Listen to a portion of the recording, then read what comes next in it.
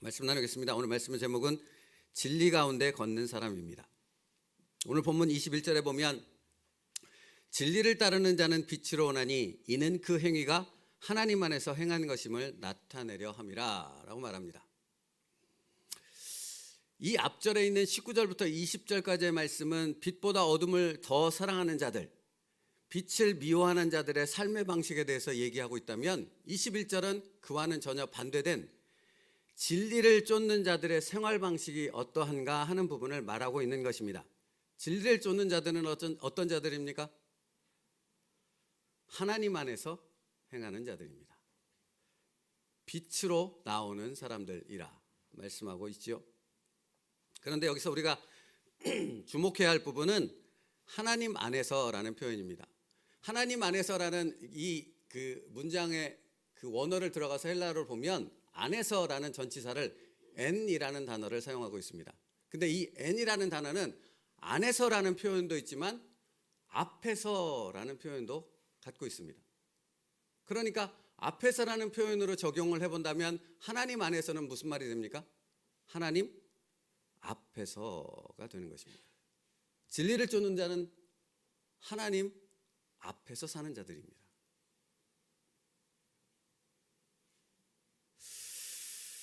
창세기에 가인을 보십시오. 가인은 성경에 동생을 죽인 사람이라고 기록되어 있지 않습니까? 근데 가인이 동생을 죽이는 그 상황을 성경이 설명하고 있는데 창세기 4장 8절에 이렇게 표현하고 있어요. 들에 있을 때 가인이 그의 아우 아벨을 쳐 죽이니라. 들에 있을 때에 라고 말하고 있어요. 여러분, 가인에게 있어서 들이라는 곳은 하나님이 계신 곳이에요? 안 계신 곳이에요? 자, 질문을 정확히 알아들으셔야 돼요. 들에 있을 때 가인이 그의 아우 아벨을 쳐 죽이니라 라고 성경에 기록되어 있어요. 자, 그러면 들은 가인에게 있어서 하나님이 계신 곳이에요? 하나님이 안 계신 곳이에요? 안 계신 곳이죠. 하나님이 계신 곳, 하나님 앞에서 인 곳이라면 그가 아벨을 쳐 죽일 수 있겠습니까? 못 죽이죠. 그죠? 그는 분명히 하나님의 살아계심, 하나님의 음성을 듣는 자 아니었습니까? 그러니까 들에 역시 하나님이 계셨다라고 믿었다면 거기서 아벨을 쳐 죽일 수가 없는 거죠. 그러면 가인에게 있어서 들은 하나님이 안 계신 곳, 하나님이 모르는 곳, 그러니까 죄를 저지르게 전혀 주저함이 되지 않는 것.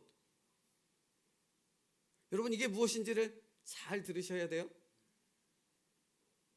신약 성경에도 이와 비슷한 경우의 사건을 하나 기록하고 있어요. 사도행전에 교회를 다스리는 성령 하나님을 대적하고 교회의 거룩을 무너뜨리는 사단의 도구로 쓰임받는 부부가 있었어요. 그래서 즉사했던 부부가 있었습니다. 그들의 이름은 아나니아와 삽비라입니다. 여러분, 근데 그들은 어떤 생각을 가지고 있었는가? 성전 밖에는, 예루살렘 교회 밖에는 하나님이 계시다 안 계시다? 안 계시다. 거기서 행하는 일은 하나님이 아신다 모르신다? 모르신다. 이렇게 생각했던 거예요. 성경을 읽어드릴게요. 사도행전 5장 1, 2절. 아나니아라는 사람이 그의 아내 삽비라와 더불어 소유를 팔아 그 값에서 얼마를 감춤해 그 아내도 알더라. 얼마만 가져다가 사도들의 발 앞에 두니 라고 되어 있습니다. 그러니까 아마도 집이었을 가능성이 매우 높죠. 팔았어요. 전부를 하나님 앞에 드리겠다고 서원하였는데 드리려고 생각하다 보니 뭔가 마음에 걱정도 생기고 여러 가지 만감이 교차했겠죠. 그래서 생각하기를 이렇게 감췄죠. 일부를 어디다가 숨겨놨겠죠. 돈이니까 얼마나 중요합니까? 그리고 그 중에 일부만을 갖다 하나님께 바쳐야 되겠다 결심을 했어요. 그 행동을 하는데 누구는 그걸 알았어요? 아내는 그 행동을 알았다고요. 그죠? 그 아내는 알더라라고 되어 있잖아요. 그러니까 아내와 남편이 똑같이 그 일을 행하는 것을 알았어요. 그런데 그들의 마음속에는 그 일을 행함에 있어서 전혀 두려움도 걱정도 없었던 거죠. 왜죠? 거기는 누가 없으니까? 자신들이 행하는 일을 하나님은 알지 못하니까. 여러분, 이들의 공통된 부분이 무엇입니까? 특정한 어떤 장소 외에는 하나님이 안 계시다고 생각했습니다. 그러니까 하나님 없는 곳에서는 하나님이 모르는 일은 얼마든지 행할 수 있다고 생각했다라는 것입니다. 그리고 이들은 두 번째로 무엇을 공통적으로 갖고 있었습니까? 자신들의 속마음은 하나님은 안다 모른다? 여기 감춰져 있는 이 부분은 자기밖에 모른다. 하나님도 모른다. 여러분, 그러면 죄 저지르는 일이 쉽습니다. 두렵지 않습니다. 왜요? 하나님은 모르시거든요.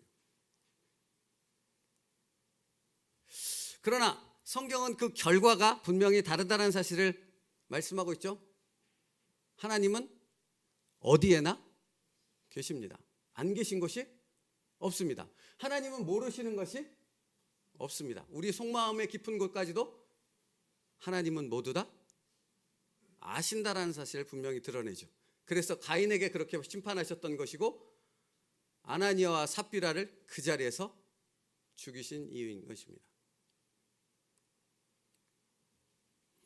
그러므로 여러분, 진리를 쫓는다는 것은 무엇이겠습니까? 하나님 앞에서 산다는 것을 의미합니다. 그러면 하나님 앞에서 산다는 것은 무엇을 의미하겠습니까? 하나님은 어디에나 계시다의 신앙으로 사는 거예요. 하나님은 모르는 것이 없으시다 하는 그 믿음 안에서 살아가는 사람이 바로 진리를 쫓는 사람들이라는 겁니다. 여러분, 다시 말씀드리지만 예전엔 성경책 옆에 끼고 이렇게 거룩한 척 교회를 가는 사람들이 얼마나 많았습니까? 그런데 정작 거룩한 척 교회는 다니지만 그들의 삶은 하나님이 정말 살아계시는 삶을 전혀 인식하지 못할 만큼의 처참한 삶을 살았던 그리스도인들이 얼마나 많았습니까? 그들은 뭘 착각한 거예요? 교회는 하나님이 계시지만 자기가 살아가는 삶의 현실에는 하나님이 없다고 생각했던 것이죠.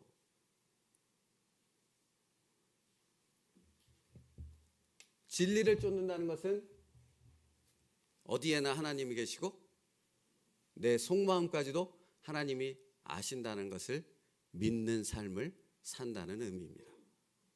그러므로 여러분은 진리를 쫓고 있으십니까? 진리를 쫓는다는 것이 무엇인가를 알 때 정말로 하나님과 동행하는 삶을 살아갈 수 있는 것이죠. 이것을 깨달았던 사람이 있습니다. 그 사람은 다윗입니다. 시편 139편을 띄워주세요. 다윗은 이 진리를 깨달았어요. 그래서 이렇게 고백합니다. 우리 함께 읽으면서 은혜를 나누기를 원합니다. 시편 139편 1절로부터 4절 먼저 함께 읽겠습니다. 시작. 여호와여, 주께서 나를 살펴보셨으므로 나를 아시나이다. 주께서 내가 앉고 일어섬을 아시고 멀리서도 나의 생각을 밝히 아시오며 나의 모든 길과 내가 눕는 것을 살펴보셨으므로 나의 모든 행위를 익히 아시오니 여호와여, 내 혀의 말을 알지 못하는 것이 하나도 없으시니라. 여러분, 다윗은 지금 분명 무엇을 고백하고 있습니까? 하나님은 어디에나 계시나 모르는 것이 없으시다.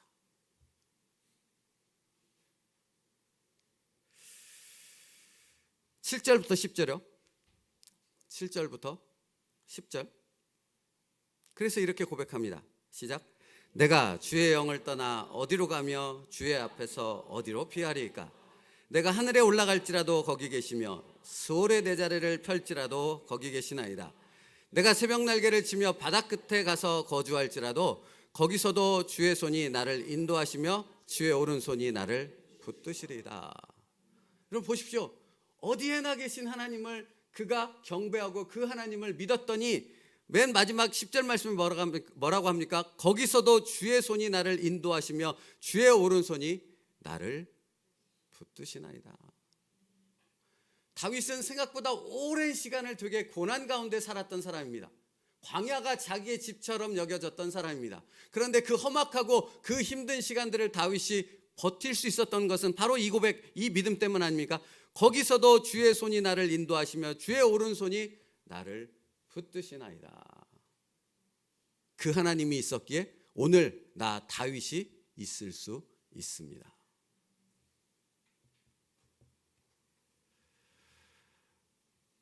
이것을 믿는 사람, 이것을 아는 사람, 그 사람들이 진리를 쫓는 사람들이고 그 사람들은 하나님 앞에서 하나님이 붙드시는 그 은혜와 능력이 무엇인가를 경험하며 사는 사람입니다.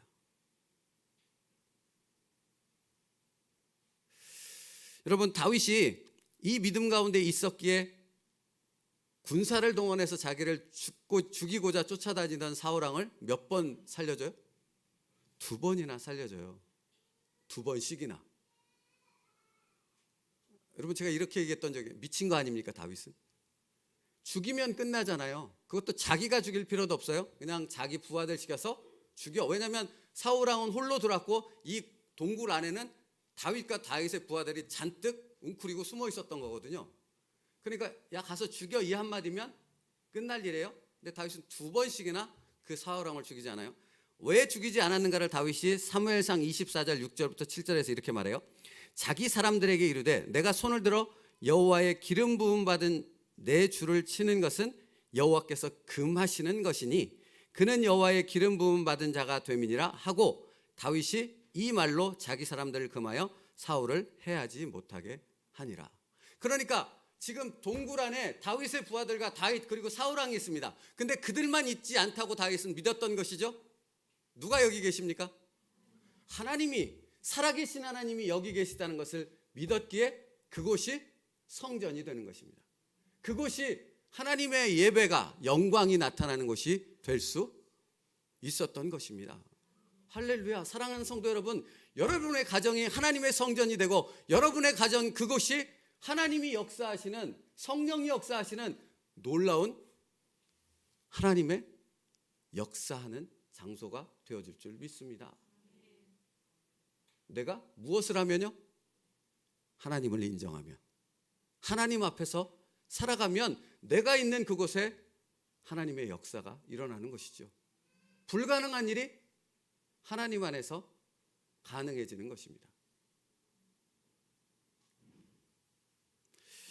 그러므로 여러분, 다윗의 경우를 보아도 알 수 있는 것은 다윗은 목숨이 경각에 달려있는 상황에서도 하나님 앞에서 살았다는 사실을 알 수 있잖아요. 매일의 삶 속에서 어디에나 계시고 모든 것을 아시는 하나님 앞에서 사는 훈련이 되어졌을 때 뭘 이길 수 있어요? 우리가 어쩔 수 없는 죄를 이길 수 있답니다. 여러분, 죄와 싸워서 우리 이길 수 없잖아요. 늘 넘어지잖아요. 우리가 왜 죄를 이기지 못하고 늘 넘어지며 늘 이렇게 질퍽질퍽 앉아서 어찌할 줄 모른다는 통곡만 하고 있는 것입니까? 사실 그 문제의 근본적인 부분은 우리가 뭐를 안 해서 그런 거예요?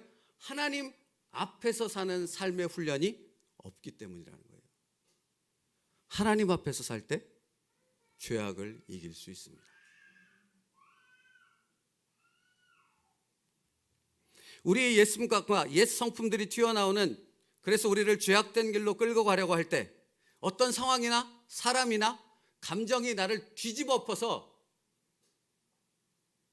하나님을 믿는 그리스도인으로 살아가지 못하는 그런 모습일 때 내가 하나님 앞에서 있음을 깨닫게 되어졌을 때 믿음의 성도로 서게 되어질 줄 믿습니다. 사실 이번 주 재밌는 일이 있었어요. 신방을 마치고 이렇게 뭐 라면, 그다음에 과자 뭐 이런 것들을 24시간 기계가 알아서 이렇게 사람들이 돈만 내면 알아서 끓여 먹고 먹을 수 있는 그런 어떤 가게가 있더라고요. 처음 봤어요, 저는. 그래서 이제 우리 다혜 전도사님이 저기 되게 신기한 데 있다 그래서 이렇게 같이 들어갔어요. 근데 딱 들어가는 순간 놀랐던 게 라면들이 쫙 진열되어 있고 모든 것을 끓여 먹을 수 있는 뭐 계란을 비롯해 다 있더라고요. 근데 그 앞에 이렇게 사방에 포스트잇이 한 적어도 100장은 넘게 쫙 붙여져 있는 거예요. 근데 그 중에 하나를 제가 딱 찍고 가서 이렇게 딱 봤어요. 근데 제가 화들짝 놀라지 않았겠습니까? 방건이 그만 먹어라. 아니 그 수백 그러니까 그 엄청나게 많은 포스트 중에 딱 하나를 찍었는데 거기에 이따만하게 방건 이름이 크게 써 있더니 그만 먹어라 이렇게 되는 거예요. 내가 너 한 일을 알고 있다. 아니 놀랬어요. 야, 그 가게에 제가 그 가게 처음 보고 처음 들어간 것이거든요. 아마 오늘 말씀 전하라고 그런 재밌는 일을 경험케 하신 것 같아요. 여러분, 하나님은 모르시는 것이 없고 아니 계신 것이 없습니다. 그 믿음 안에서 살 때 우리가 바른 신앙의 길, 복된 은혜의 삶을 살아갈 수 있습니다.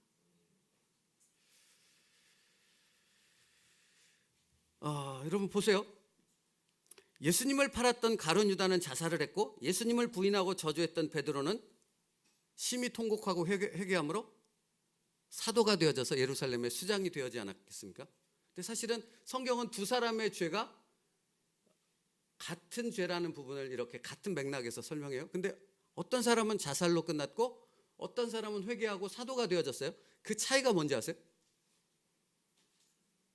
성경이 기록하고 있어요. 그 차이가 뭐예요? 가룟 유다는 예수님을 팔 때도 하나님 앞에 안 살았고 예수님을 팔고 후회가 밀려 들어와서 내가 이 죄를 어찌할꼬 하고 고민하며 어떻게 해야 될까 고민할 때도 하나님 앞에 서 있지 않았습니다. 그러니까 그 사람의 결론은 뭐로 끝나요? 자기의 죄를 자기가 짊어지고 자살로 끝나요. 근데 똑같은 죄를 지었던 베드로는 예수님을 부인하고 예수님을 저주하고 예수님을 배신했는데도 불구하고 그가 그 모든 행동을 한 후에 뭐가 그 마음속에 깨달아졌어요? 주님이 그에게 하셨던 말씀이 깨달아지자 자기가 하나님 앞에 서 있다는 것을 깨닫게 되어집니다. 그때 베드로에게 나타났던 게 뭐예요? 통곡의 회개예요. 그리고 하나님은 그를 다시 일으켜 세우셨지요. 이게 다른 겁니다.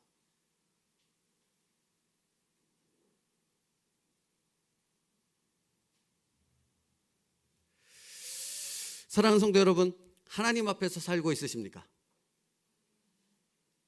여러분의 손을 붙잡고 계신 주님의 손을 바라보고 있으십니까? 주님여 이 손을 꼭 잡고 가소서.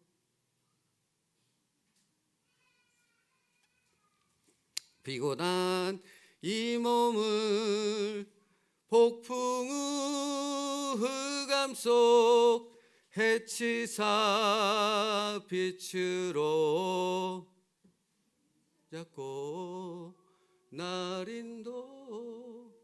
인도하소서. 여러분, 우리는 그래야 살 수 있는 사람들입니다. 그러므로 여러분의 시선이, 여러분의 감정, 여러분의 생각, 이성적인 판단, 어떤 상황에 꽂혀 있으면 하나님 앞에서 살아갈 수 없고 주님의 손을 붙잡고 살아갈 수 없답니다. 하나님만 바라보십시오. 하나님 앞에서 사십시오. 그것이 우리에게 최고의 행복인 줄 믿습니다. 그래서 여러분, 라틴어로 하나님 앞에서를 뭐라고 해요? 여러분도 다 아시잖아요. 코람 데오라고 말합니다. 그래서 성경은 코람 데오의 신앙을 살아갈 것을 우리에게 말씀하고 있는 것이죠. 여러분의 매일매일의 삶이 코람 데오의 삶이 되어졌을 때 우리의 삶은 하나님이 붙드시는, 하나님이 축복하시는 삶이 되어질 줄 믿습니다. 바로 이것을 말하는 것이 오늘 본문 말씀 21절이에요. 진리를 따르는 자는 빛으로 오나니 이는 그 행위가 하나님 앞에서 행한 것임을 나타내려 함이니라.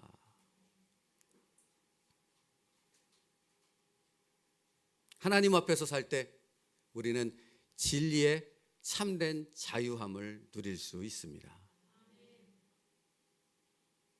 여러분, 이 자유함이 얼마나 큰 축복인지를 아시기를 바랍니다. 아니, 어떤 분이 얘기해요. 사실 저희는 예배 드릴 때 무슨 소리가 나네요. 신경 쓰지 마시고요.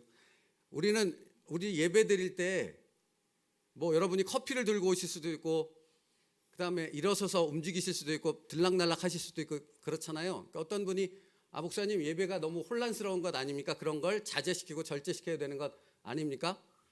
라고 했어요. 저한테 그렇게 문의를 하셨어요. 그래서 제가 그렇게 말씀드렸어요. 하나님 앞에서 그 사람이 서 있다면, 그가 하나님 앞에서 드리는 예배라면 그런 것들은 하나도 중요하지 않다고요. 그죠, 여러분?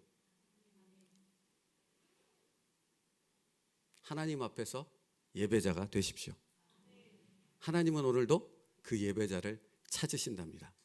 저와 여러분이, 우리 세움누리교회 성도가 하나님이 기뻐하시는 그 예배자로 서기를 축복합니다. 그러면 여러분, 여기서 분명히 기억해야 될 것은 오늘 여기 드려지는 이 예배는 그냥 이 예배일 수 없다라는 겁니다. 앞에 무엇이 연결되어서 오늘의 예배가 될 수 있어요? 당신의 매일매일의 삶이 하나님 앞에 살아갈 때 그 삶이 연결이 되어서 주일 하나님 앞에서 드리는 예배가 될 수 있답니다.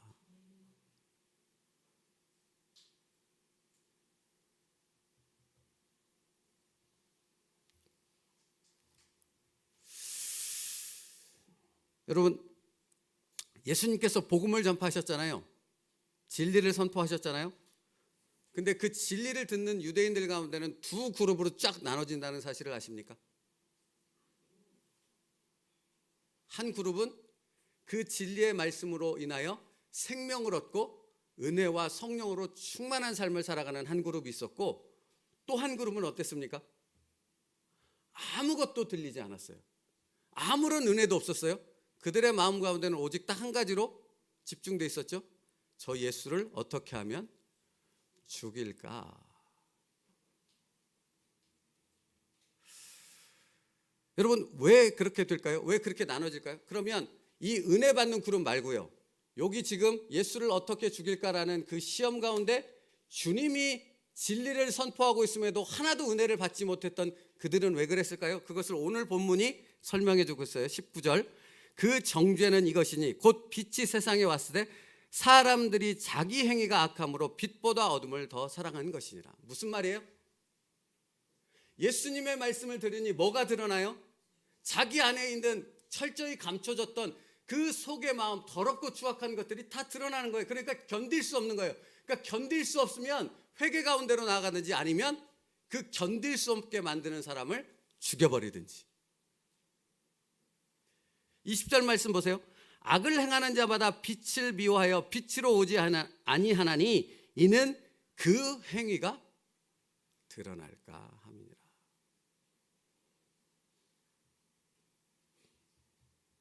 사랑하는 성도 여러분, 오늘 주의 말씀이 저와 여러분에게 선포되고 있습니다. 그러면 여러분은 두 가지 마음 중에 하나로 나뉜다는 얘기입니다.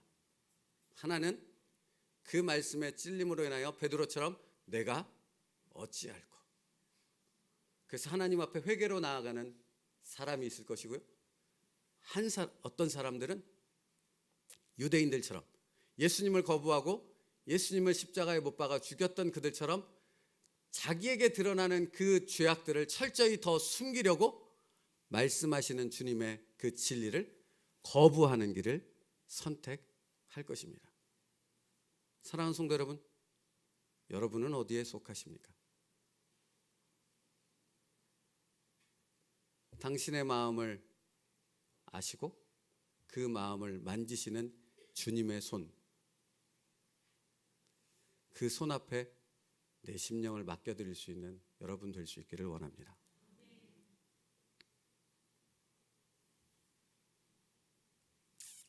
로마서 6장 16절 말씀이에요. 너희 자신을 종으로 내주어 너희 자신을 종으로 내주어 누구에게 순종하든지 그 순종함을 받는 자의 종이 되는 줄을 너희가 알지 못하느냐. 진리를 쫓는다는 것은 하나님의 종이 되었다라는 것이고, 우리의 마음에 죄된 마음을 허용하며 끊임없이 진리를 거부한다는 것은 내가 사단의 종이 되었다라는 것을 의미합니다.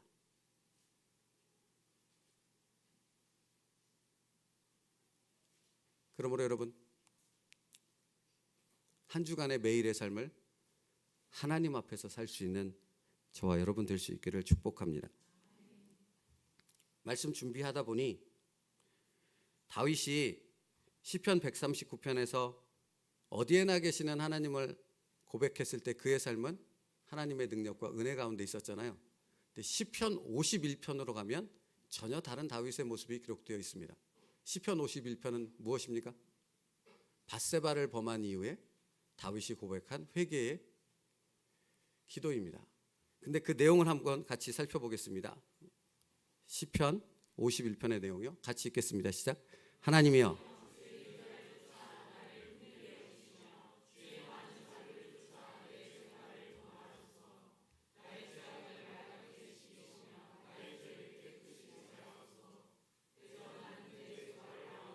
내 죄가 항상 내 앞에 있나이다. 내가 주께만 범죄하여 주의 목전에 악을 행하였사오니 주께서 말씀하실 때에 의로우시다고 판단하실 때에 순전하시다 하리이다. 내가 죄악 중에 출생하였으며 모친이 죄 중에 나를 잉태하였나이다. 중심의 진실함을 주께서 원하시오니 내 속의 지혜를 알게 하시리이다. 우슬초로 나를 정결케 하소서. 내가 정하리이다. 나를 씻기소서. 내가 눈보다 희리이다. 나로 즐겁고 기쁜 소리를 듣게 하사 주께서 꺾으신 뼈로 즐거워하게 하소서. 주의 얼굴을 내 죄에서 돌이키시고 내 모든 죄악을 도말하소서. 하나님이여 내 속에 정한 마음을 창조하시고 내 안에 정직한 영을 새롭게 하소서. 나를 주 앞에서 쫓아내지 마시고 주의 성신을 내게서 거두지 마소서. 주의 구원의 즐거움을 내게 회복시키시고 자원하는 심령을 주사 나를 붙드소서. 아멘. 이것은 다윗의 회개 기도입니다. 여러분, 다윗이 하나님 앞에서의 삶을 놓쳤을 때 그는 여지없는 죄인이 될 수밖에 없었다라는 사실입니다. 우리도 마찬가지입니다. 하나님 앞에서 살지 않으면 당신은 죄악의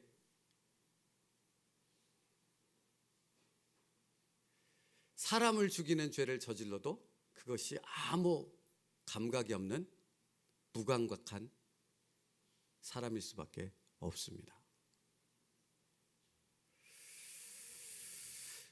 다는 살펴볼 수 없고 다윗이 이렇게 4절에서 얘기합니다. 내가 주께만 범죄하여 주의 목전의 악을 행하였사오니. 다윗이 죄를 범한 사람은 밧세바고 우리하고 자기의 부하들이잖아요. 사람들에게 죄를 범했잖아요. 근데 다윗의 고백은 지금 뭐라 그래요? 내가 주께만 범죄하였사오니. 이게 무슨 말인지 아세요?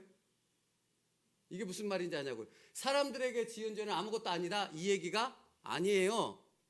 자신의 모든 죄는 다 하나님과 연결되어 있다는 거예요. 다시 말하면 하나님 앞에서 살지 못했기 때문에 자기가 이런 엄청난 죄를 저질렀음에도 아무런 감각이 없는 그런 추악하고 처참한 삶을 살 수밖에 없다라고 고백하고 있는 거예요. 그러므로 이 죄에서 돌이키는 방법은 뭐밖에 없는 거예요? 다시 하나님 앞에 서는 방법밖에 없다라는 거예요. 그래서 뭐라고 얘기합니까? 우슬초로 나를 정결케 하소서. 내가 정하리이다. 나를 씻기소서. 내가 눈보다 희리이다. 수동적 부분을 얘기하고 있다는 거 아세요? 자기가 씻는 거예요? 자기가 정하게 하는 거예요? 아니요. 하나님이, 자신이 하나님 앞에 섰을 때 하나님이 다윗을 정하게 하시는 줄 믿습니다. 그래서 10절 말씀에 이렇게 얘기하는 것 아닙니까? 하나님이여 내 속에 정한 마음을 창조하시고 내 안에 정직한 영을 새롭게 하소서. 하나님 앞에 서 있는 사람만이 할 수 있는 고백입니다. 진리를 쫓는 사람만이 이렇게 고백할 수 있는 것입니다. 여러분이 그 진리를 쫓고 하나님 앞에서 살아가는 하나님의 사람들 될 수 있기를 축복합니다. 말씀 마치겠습니다.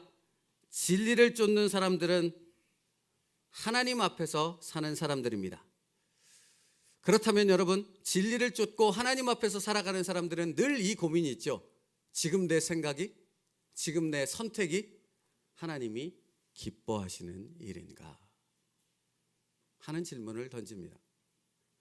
지금 내 하는 말이 하나님이 정말 기뻐하시는 것일까? 오직 하나님의 말씀에 순복할 때만 우리 인생의 모든 죄를 제어할 수 있는, 그 속박에서 벗어날 수 있는 자유함을 누릴 수 있답니다. 자, 요한복음 8장 31절부터 38절의 말씀을 읽고 말씀을 마치도록 하겠습니다. 요한복음 8장 31절부터 38절이요. 같이 읽겠습니다. 시작. 그러므로 예수께서 자기를 믿는 유대인들에게 이르시되 너희가 내 말을 막으면 참으로 내 제자가 되고 진리를 알지니 진리가 너희를 자유롭게 하리라. 그들이 대답하되 우리가 아브라함의 자손이라 남의 종이 된 적이 없거늘 어찌하여 우리가 자유롭게 되리라 하느냐. 예수께서 대답하시되 진실로 진실로 너희에게 이르노니 죄를 범하는 자마다 죄의 종이라. 종은 영원히 집에 거하지 못하되 아들은 영원히 거하나니 그러므로 아들이 너희를 자유롭게 하면 너희가 참으로 자유하리. 나도 너희가 아브라함의 자손인 줄 아노라. 그러나 내 말이 너희 안에 있을 곳이 없으므로 나를 죽이려 하는도다. 나는 내 아버지에게서 본 것을 말하고 너희는 아버지에게서 들은 것을 행하느니라. 47절이요. 시작. 하나님께 속한 자는 하나님의 말씀을 듣나니 너희가 듣지 아니함은 하나님께 속하지 아니함이로다. 아멘. 하나님께 속한 자는 하나님의 말씀을 듣습니다. 그러나 여러분이 하나님 앞에서 살지 않고 진리를 거부한다면 아무리 엄청난 하나님의 말씀이 쏟아진다 할지라도 여러분은 계속해서 그것을 여러분의 마음속에서 튕겨낼 것입니다.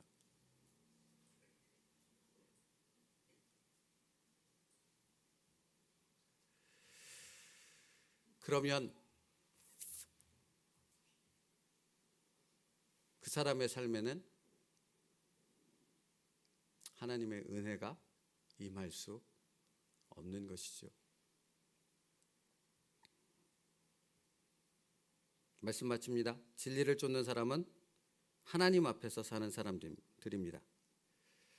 그들이 진정한 하나님의 백성이고 하나님이 찾으시는 예배자입니다. 진리를 쫓는 자들, 하나님 앞에서 사는 믿음의 성도 되기를 축복합니다.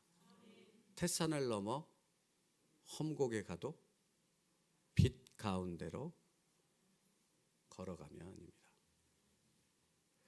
주께서 항상 지키시기로 약속한 말씀 변치 않네. 하늘의 영광, 하늘의 영광, 나의 마음속에 차고도 넘쳐 할렐루야를 힘차게 불러 영원히 주를 찬양하리. 이 놀라운 은혜가 임하는 것은 태산을 넘어 험곡에 가도 빛 가운데로 걸어갈 때입니다. 하나님 앞에서 살 때라고요. 한 주간 태산과 같은 고난이 있을지라도 하나님 앞에서 사는 결단이 우리에게 있기를 축복합니다. 기도하겠습니다. 하나님께 속한 자는 하나님의 말씀을 듣나니 너희가 듣지 아니함은 하나님께 속하지 아니하였음이로다. 살아계신 하나님, 오늘 하나님의 말씀이 선포되었는데 그 말씀을 우리의 심령 가운데 심게 하여 주시옵고 그 말씀을 붙잡고 하나님 앞에서의 매일의 삶을 살아갈 수 있는 믿음의 성도들, 축복된 하나님의 자녀들 되게 하여 주시옵소서. 예수님의 이름으로 기도 올리옵나이다. 아멘. 우리 찬양하겠습니다.